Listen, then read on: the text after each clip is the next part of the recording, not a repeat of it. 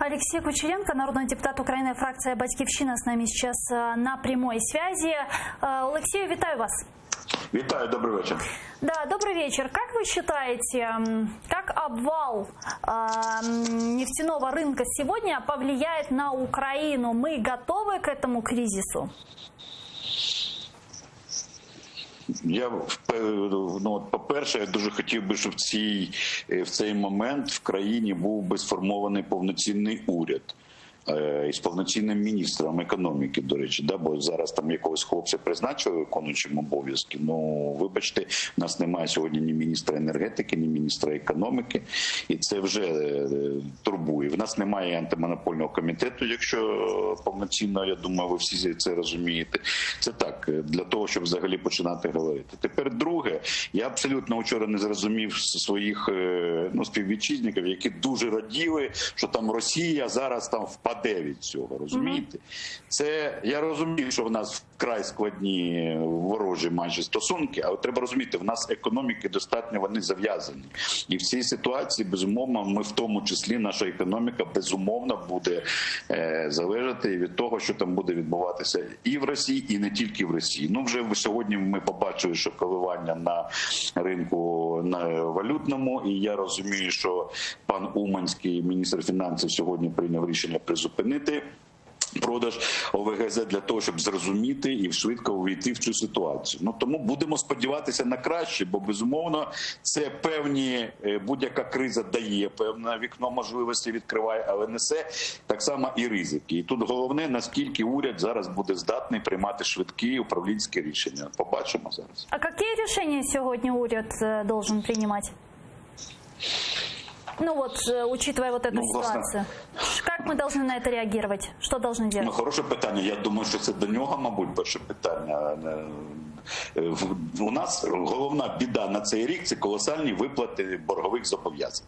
І всі економісти, фінансисти розуміють, що нам треба будь-якою ціною вилазити з цієї реструктуризації імені Яресько-Гонтаревої, і нам треба іншу говорити сьогодні на порядок денний, ставити інші механізми і відтерміновувати погашення цих боргів. Бо наша економіка, наскільки я розумію, довіряю я економістам, з яким спілкуюся, в такому вона не витримає такий графік, який там передбачено тієї реструктуризації.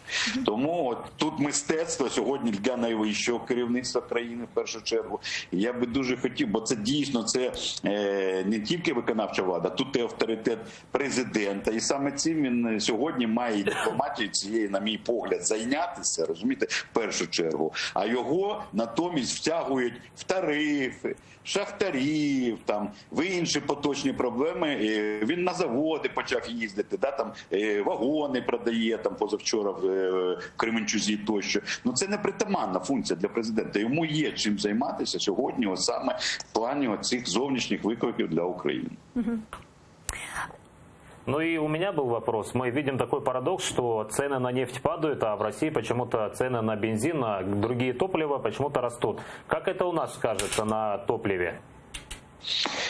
Ну, ви знаєте, я теж щось не дуже думаю, що у нас почнуть падати ціни на паливо на заправках. По-перше, ще раз хочу сказати, у нас проблеми є з антимонопольним регулюванням, з антимонопольним комітетом, і натомість він же ж продовжує, ви ж бачите, яка ситуація на газовому ринку. Тільки тиждень тому він розпочав розслідувати, що НАК «Нафтогаз», виявляється, 2 роки нам продає завдорого газ. Так вам може нагадати судовий позов, який пані Тимошенко, я як довірена особа, 3 роки ми там в суді доводили, що НАК «Нафтогаз» нам виставляє завищені ціни на газ. Так 3 роки він нас грабував, зараз антимонопольний комітет включився і, виявляєте, він це відзначив. Так само я не дуже вірю в його спроможність там швидко навести лад, тим більше, що, розумієте, правдами-неправдами, продаж енергоносіїв – це одне з джерел сьогодні наповнення бюджету. Не тільки в Росії, але й в Україні так само. НАК «Нафтогаз» завжди ж дуже пишався тим, що він головний платник податків і наповнювач бюджету. Він тільки Коболєв забував сказати, що це за наш з вами рахунок.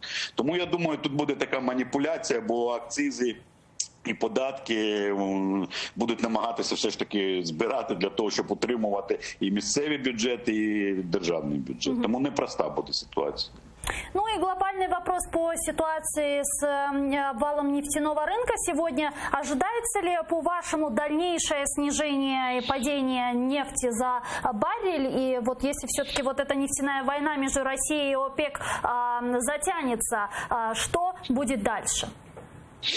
Ну, я не паяний глоба, чесно скажу. Я би хотів почути в першу чергу позицію і уряду нашого, і Ради національної безпеки, як саме для того ми їх отримуємо за чималі гроші. Розумієте, я свої прогнози, поживемо, побачимо. Мене в першу чергу турбує сьогодні, воно все пов'язано, але я не можу зрозуміти, чому продовжують виставлятися якісь шалені платіжки. Чому за грудень,